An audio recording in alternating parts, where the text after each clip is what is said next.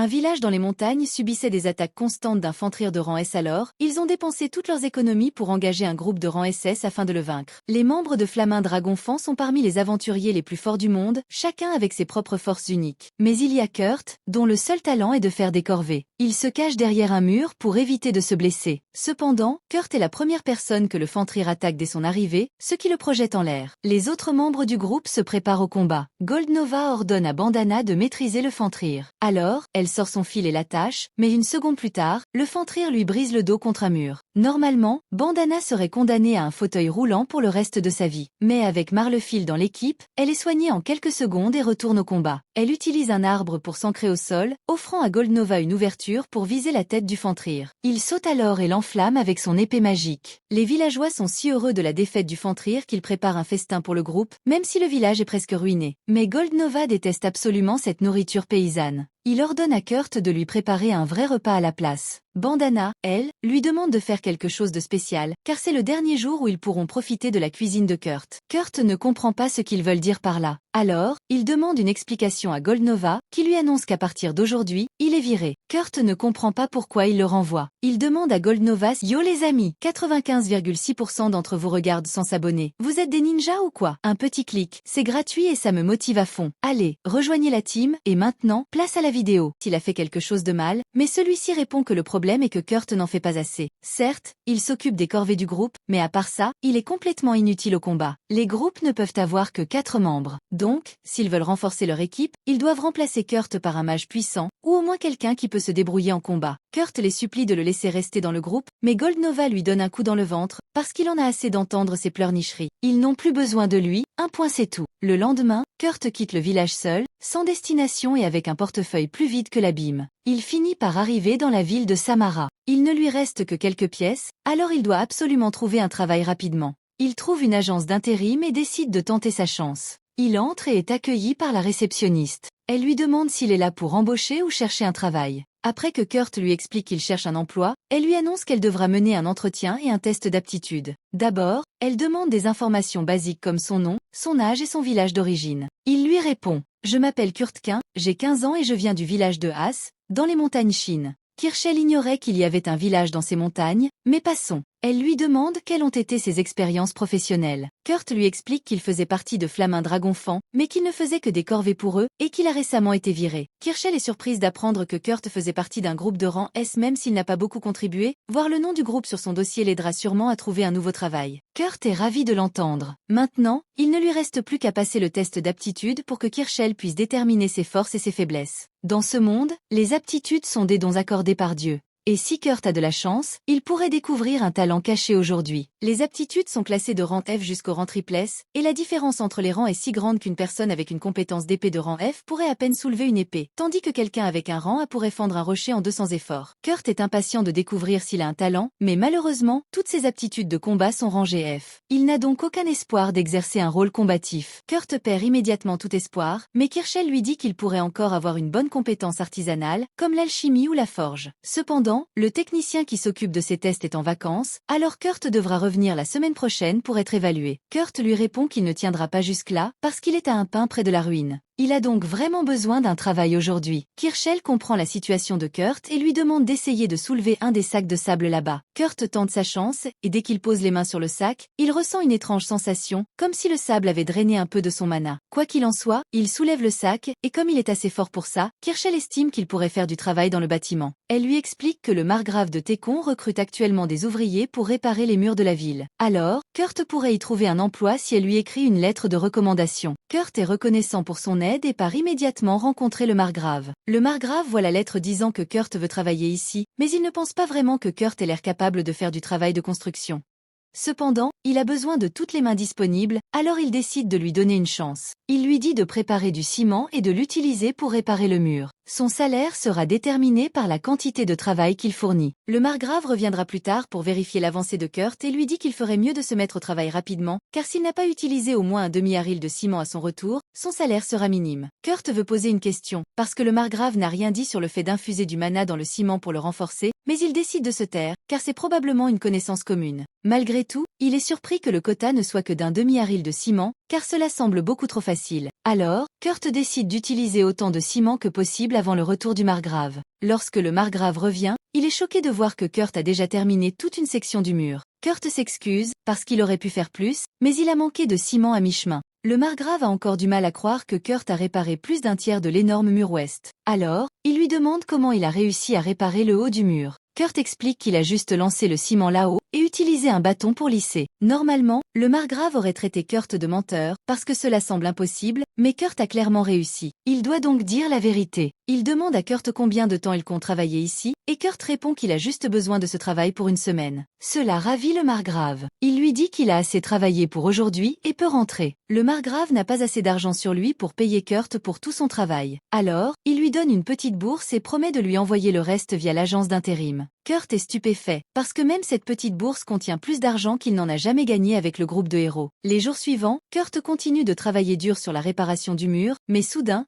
le margrave lui annonce qu'il est viré. Kurt demande pourquoi, et le margrave explique que les réparations du mur étaient censées fournir du travail aux personnes dans la pauvreté. Mais Kurt est bien trop efficace. Alors, s'il continue, il n'y aura plus de travail pour les autres. Il n'est pas en colère contre Kurt, mais, d'après ce qu'il a vu, les capacités de Kurt sont au moins de rang double S. Sinon triple S, il ferait donc mieux de travailler dans la capitale royale ou ailleurs. Il lui donne un paiement forfaitaire en compensation pour ce licenciement soudain et s'en va. Mais Kurt a complètement mal compris la situation et pense que le margrave voulait juste se débarrasser de lui parce qu'il était un mauvais travailleur. Il retourne à l'agence d'intérim et rencontre Kirschell pour lui dire qu'il a été viré. Il faudra encore quelques jours avant que Kurt puisse faire évaluer ses aptitudes artisanales. C'est alors qu'ils entendent du bruit à l'accueil, où une fille essaie de poster une annonce de recrutement. Mais la réceptionniste lui dit que personne n'accepterait de travailler dans des conditions aussi terribles pour ce qu'elle propose. Malgré tout, la fille insiste pour qu'elle essaie de trouver quelqu'un, et elle commence à causer du désordre. Alors Kirschell s'approche pour voir le problème, sa collègue lui explique que cette fille veut recruter un mineur pour explorer une montagne inconnue. Mais elle refuse de payer d'avance et insiste pour ne payer que si l'excavation est un succès. Kirschell est d'accord pour dire que personne de sensé n'accepterait ces conditions. Alors, elle essaie de convaincre la fille de trouver des investisseurs pour développer la mine. Mais la fille répond qu'elle ne peut pas, car si elle ne paie pas ses taxes d'ici la fin de la semaine, ils lui confisqueront sa mine.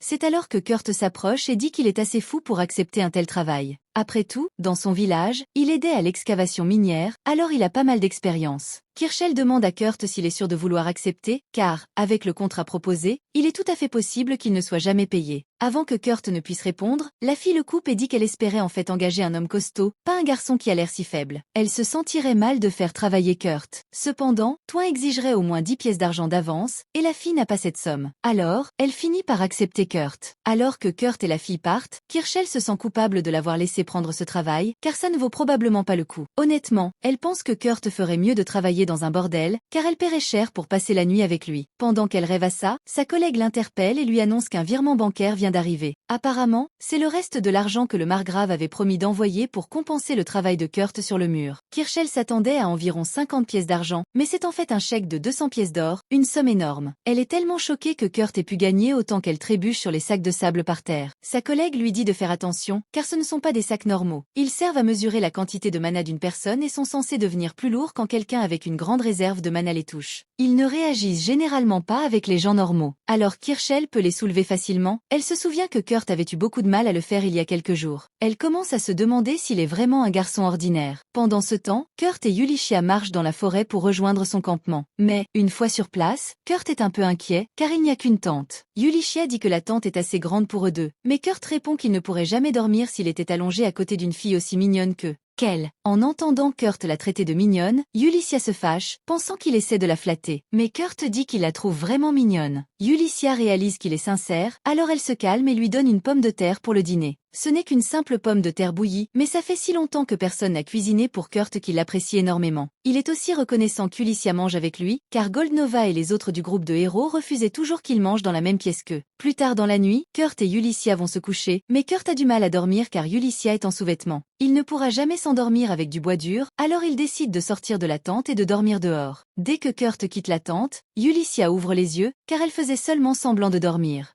Elle s'était mise en sous-vêtements exprès pour voir si Kurt était du genre à l'agresser dans son sommeil. Mais maintenant, elle sait que c'est un type bien. Le lendemain matin, Ulycia se réveille et sort de la tente. Elle trouve Kurt endormi contre un arbre et se sent un peu coupable de l'avoir fait dormir dehors. Mais elle remarque alors que sa veste est réparée. Kurt se réveille peu après, alors elle lui demande s'il l'a réparée, et il confirme. Elle est impressionnée par son talent pour la couture et commence à se demander s'il sera vraiment bon pour le minage. Mais il est trop tard pour trouver quelqu'un d'autre, alors il devra commencer à travailler. Kurt demande à Ulycia si elle a choisi un endroit pour commencer à miner, mais elle comptait juste creuser au hasard et prier pour trouver des minerais précieux. Kurt lui dit qu'elle ne trouvera jamais rien comme ça et qu'il connaît une méthode bien plus efficace. Il emmène Ulycia dans une partie de la montagne, et après avoir cherché un peu, il trouve un rocher rempli de gemmes. Ulycia est choquée qu'il ait trouvé ça si facilement. En quelques minutes, Kurt a localisé toutes les gemmes de la zone. Ulycia a du mal à y croire, car si elle vend toutes ces gemmes, elle pourra rembourser sa dette. Mais Kurt lui dit qu'elle ne peut pas les vendre. Ulycia comprend qu'il a raison. Puisque c'est Kurt qui les a trouvées, l'argent lui revient. Mais ce n'est pas ce qu'il voulait dire. Il essayait juste de lui expliquer que les gemmes vaudront plus si elles sont transformées en cristaux magiques d'abord. Kurt s'inquiète, mais Ulycia lui dit qu'il n'y a que 10 mages dans tout le royaume capables de faire ça.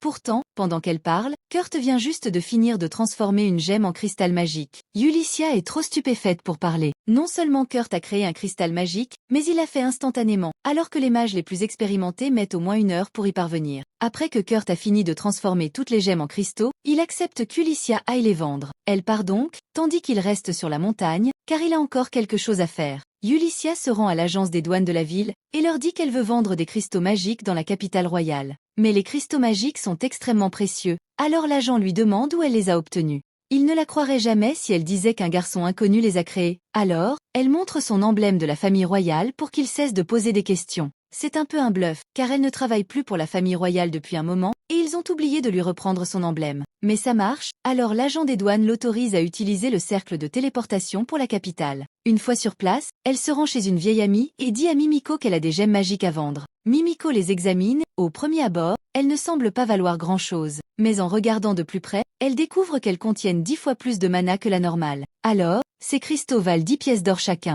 Ulycia est sans voix, car Kurt lui en a donné 50. Mimiko lui tend tranquillement un sac de 500 pièces d'or. Mais avant qu'Ulycia ne parte, Mimiko a 2 demandes. Premièrement, elle veut qu'elle promette de ne vendre ce type de cristaux qu'ici, car ce serait un désastre si des cristaux aussi puissants circulaient sans régulation. Deuxièmement, elle veut savoir le nom de la personne qui les a créés. Ulycia accepte la première condition, mais dit qu'elle ne peut pas révéler le nom du créateur sans sa permission. Mimiko, étant mage de la cour royale, essaie d'utiliser son statut pour ordonner à Ulycia de divulguer l'information. Mais Ulycia ne travaille plus pour la royauté, alors elle n'est pas obligée d'obéir. Mimiko comprend qu'elle ne la convaincra pas, alors elle lui demande au moins de s'assurer que Kurt n'aille pas dans une autre nation. Elle veut aussi qu'Ulycia lui dise que, s'il accepte de travailler pour la famille royale, Mimiko est prête à lui accorder le titre de comte et un accès complet au laboratoire de recherche royal, avec tous ses avantages. Ulycia quitte ensuite la boutique de Mimiko, et le lendemain matin, elle retourne à la montagne pour retrouver Kurt. Mais elle est choquée de découvrir que Kurt a construit une maison en son absence. C'était la fin de l'épisode 1. Abonnez-vous pour ne pas manquer la suite.